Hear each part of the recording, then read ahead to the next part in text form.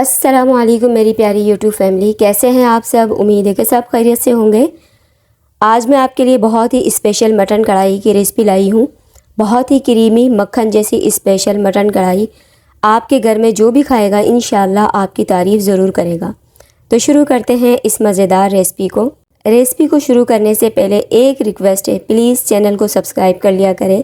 इससे हमारी हौसला अफजाई होती है और ये आपकी तरफ से स्पेशली हमारे लिए बहुत बड़ा इनाम होता है। तो चलते हैं रेसिपी की तरफ। रेसिपी अच्छी लगी तो लाइक कर दें।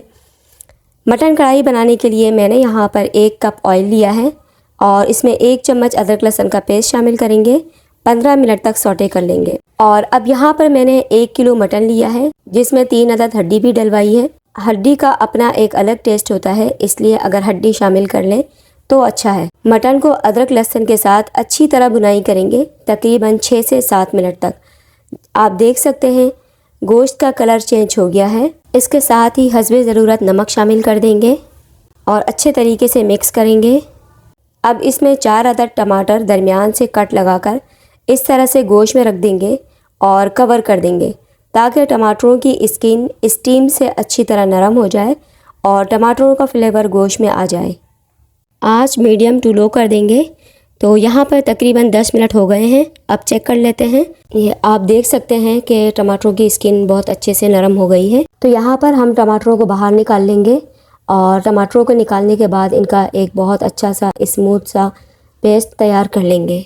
यहाँ पर एक छोटी सी ट्रिक बताऊँगी मैं आप लोगों को। टमाटरों को निकालने के बाद 2 अदद मीडियम साइज़ के प्याज बारीक काट कर इसमें शामिल करेंगे। प्याज को गोश्त के साथ बहुत अच्छे तरीके से मिक्सिंग करेंगे। तकरीबन 5 मिनट तक हमने इसकी अच्छे तरीके से बुनाई करनी है और इसके बाद हम इसको कवर कर देंगे तकरीबन 10 मिनट तक ताकि प्याज अच्छे तरीके से नरम हो जाए। 10 मिनट हो चुके हैं। कवर हटाकर चेक कर लेते हैं। तो आप देख सकते हैं प्याज अच्छी तरह गल चुके हैं। अक्सर रेस्टोरेंट वगैरह में प्याज नहीं डाला जाता, लेकिन अगर आपने कढ़ाई में ग्रेवी ज़्यादा रखनी है तो आप इस तरह प्याज शामिल कर सकती हैं। प्याज का बिल्कुल पता ही नहीं चलेगा, लेकिन ग्रेवी बहुत अच्छी बन जाएगी। अब हम कढ़ाई का जायका मज़ीद बढ़ाने के लिए कुछ पाउडर फॉर्म में मसाले शामिल करेंगे, जिसमें 1 चम्मच काली मिर्च पाउडर है और 1 चम्मच सूखा धनिया पाउडर है और 1 चम्मच लाल मिर्च पाउडर है, आधा चम्मच हल्दी पाउडर है। अब इसके साथ ही जो हमने टमाटर पहले निकाल के रखे थे उनका पेस्ट तैयार कर लिया था, वो पेस्ट भी इसमें शामिल कर लेंगे और इसके साथ ही 2 से 3 चम्मच दही भी शामिल कर लेंगे। अब इन तमाम चीज़ों को हमने बहुत अच्छे तरीके से मिक्स करना है। कढ़ाई में जो मेन चीज़ होती है वो है बुनाई। आप जितनी ज़्यादा गोश्त की बुनाई करेंगी उतनी ही मज़े की कढ़ाई बनेगी। आपने देखा होगा रेस्टोरेंट वगैरह में वो ज़्यादा फोकस बुनाई पर करते हैं, इसीलिए जायका भी उतना ही अच्छा होता है। तो हमने पहले गोश्त को 10 मिनट टमाटरों के साथ पकाया है और 10 मिनट फिर हमने प्याज के साथ पकाया है। उसके बाद हमने अभी 6 से 7 मिनट हमने गोश्त की मसालों के साथ दही और टमाटरों के पेस्ट के साथ अच्छी तरह हमने बुनाई कर ली है।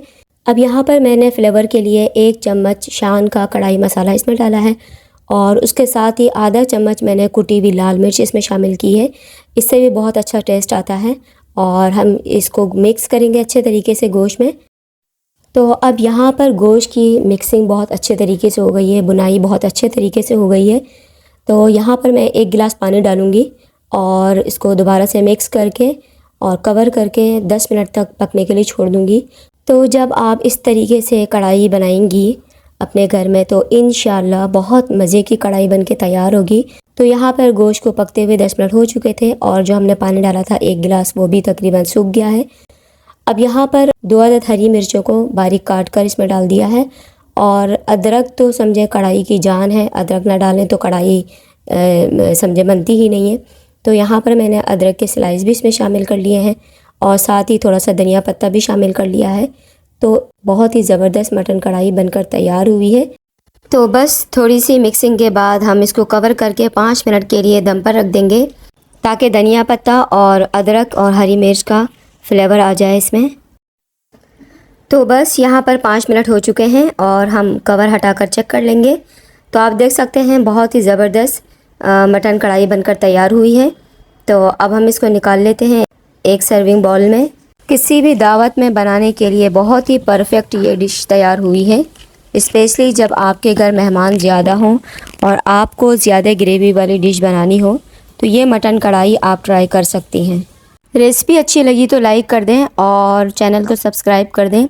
इजाज़त चाहती हूँ एक नई रेसिपी तक के लिए।